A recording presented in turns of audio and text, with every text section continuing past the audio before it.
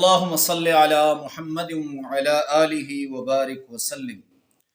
لاکھوں کروڑوں درود و سلام امام الانبیاء شافع محشر محمد مصطفیٰ احمد مجتبی صلی اللہ علیہ وسلم اور ان کی آل طیبین طاہرین پر۔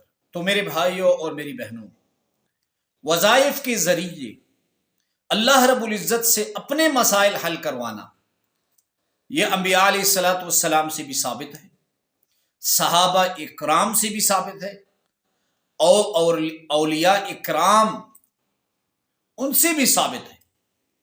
اور وظائف کیا ہیں؟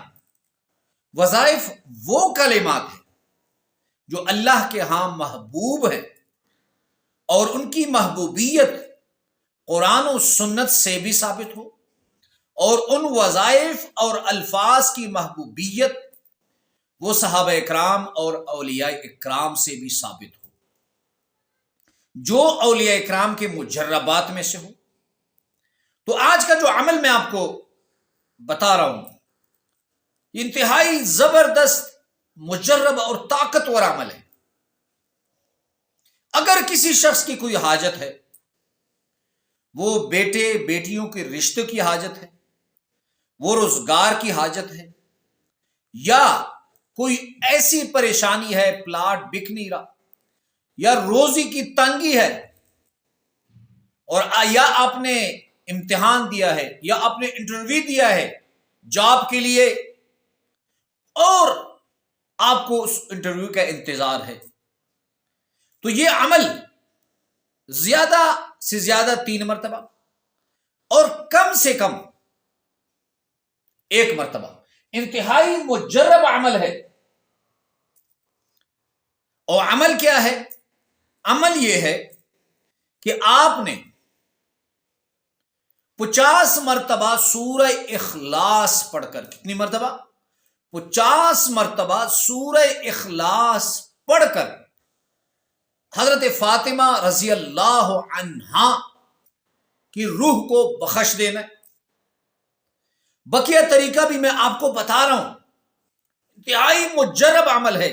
عمل کی طرف جانے سے پہلے ایک درخواست کرتا ہوں کہ آپ کو عمل کی اجازت ہے، لیکن 1 مرتبہ کمنٹ میں درود شریف صلی اللہ علیہ وسلم ضرور لکھ دیا کریں۔ جب تک یہ لکھا ہوا رہے گا، میری اور قبر میں، آپ کی قبر میں نور رہے گا۔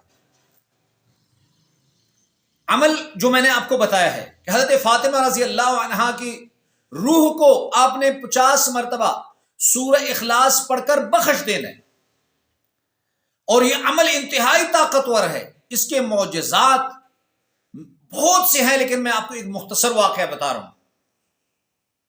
شہاب نامہ، قدرت اللہ شہاب صاحب نے اسے لکھا ہے۔ وہ فرماتے ہیں کہ میں شعر و شاعری تصنیف کی طرف مائل تھا، روحانیت سے میں بہت دور تھا۔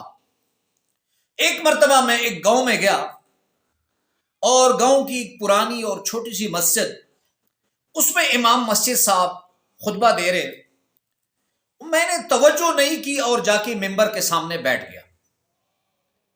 فرماتے ہیں کہ مولانا صاحب انتہائی سادگی سے بیان فرما رہے تھے، اور کہہ رہے تھے کہ اگر کسی کی کوئی پریشانی ہے، وہ حل نہیں ہو رہی، وہ کسی بھی حوالے سے ہو، تو وہ 50 مرتبہ سورہ اخلاص پڑھ کر حضرت فاطمہ رضی اللہ عنہا کی روح کو بخش دے، اور بخشنے کے بعد یہ کہے کہ اللہ، یہ حضرت فاطمہ رضی اللہ عنہا کی روح کو بخش دے، اور میرا یہ پیغام بھی ان تک پہنچا دے کہ آپ اپنے بابا جان سے میری یہ درخواست کیجئے کہ وہ اللہ کے حضور میرے مسئلے کے حل کے لیے سفارش کر دے۔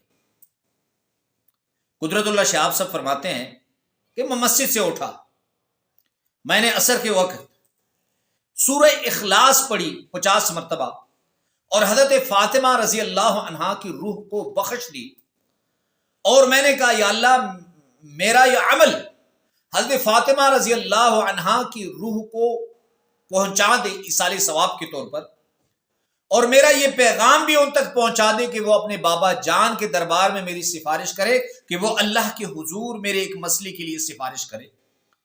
اور میرا مسئلہ یہ تھا کہ چونکہ ساری زندگی میں نے مڈل کلاس اور ٹائی پینٹ پہنے والوں کے درمیان گزاری تھی. میں روحانیت کا طلبگار تھا اور میں بڑے عرصے سے محنت کر رہا تھا کہ میں روحانیت کی طرف جاؤں، لیکن میری توجہ نہیں بن رہی تھی، اور یہ مسئلہ میں نے اللہ کے سوا کسی کو نہیں بتایا تھا.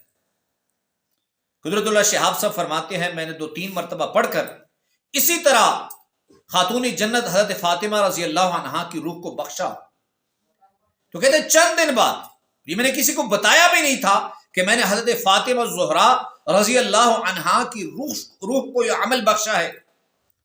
چند دن بعد میرا ایک بھائی جو جرمنی میں رہتا، اس کی بیوی جو گوری تھی اور نو مسلم تھی، بڑی عبادات نوافل کا اہتمام کرتی.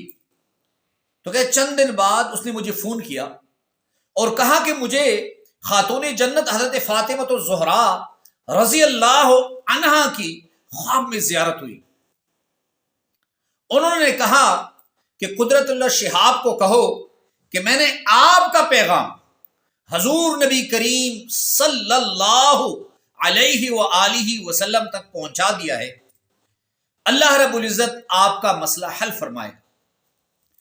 قدرت اللہ شہاب صاحب فرماتے ہیں کہ اس کے بعد میں نے خواب دیکھنے شروع کیے، بزرگوں کو دیکھا، اولیاء کرام کو خواب میں دیکھا.